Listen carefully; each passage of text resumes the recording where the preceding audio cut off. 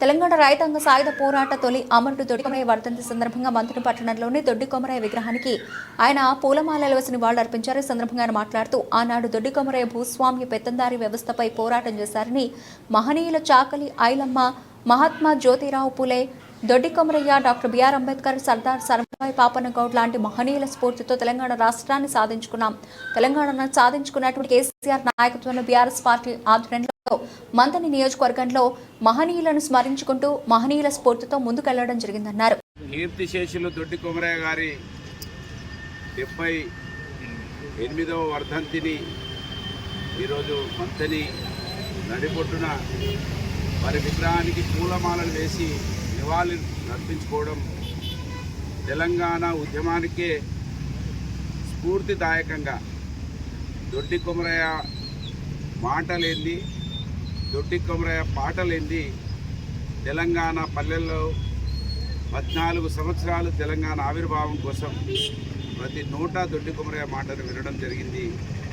ఆయన స్ఫూర్తితోటే తెలంగాణ ఉద్యమాన్ని నడిపించి తెలంగాణను సాధించుకున్నటువంటి కేసీఆర్ గారి నాయకత్వంలో ఇవాళ బీఆర్ఎస్ పార్టీ మంథని నియోజకవర్గంలో మహనీయులను స్మరించుకుంటూ మహనీయుల స్ఫూర్తితోటి ముందుకెళ్లడం జరుగుతూ ఉన్నది.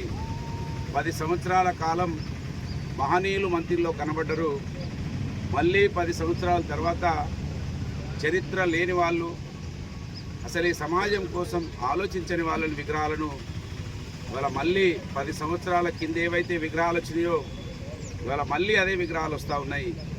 అసలు వారి విగ్రహాలు రావడానికి ఏం కారణము? ఈ నియోజకవర్గంలో కాంగ్రెస్ పార్టీ ఈ సమాజానికి వివరంగా చెప్పాల్సిన అవసరం ఉన్నది.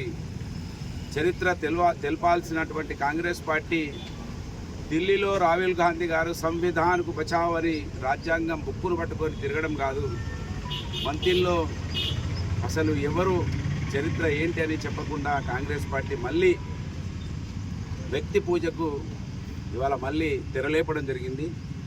ఇవన్నిటిని కూడా గమనించాలి. మంత్రి నియోజకవర్గ అట్టడుగు వర్గ ప్రజలు, ముఖ్యంగా ఎస్సీ, ఎస్టీ, బీసీ, మైనార్టీలు ఆలోచించాలి. ఎవరి చరిత్ర ఏంటి? 76 సంవత్సరాల తర్వాత కూడా కడుపు చేతిలో పట్టుకొని ఆకలి కావాలని ఎదురు చూసేటువంటి రోజులకు కారణం ఎవరు అనే దానికి ముఖ్య నిదర్శనం మనం రాజ్యాంగాన్ని తెలుసుకోకపోవడం, మన యొక్క మహనీయుల యొక్క చరిత్రను తెలుసుకోకపోవడం.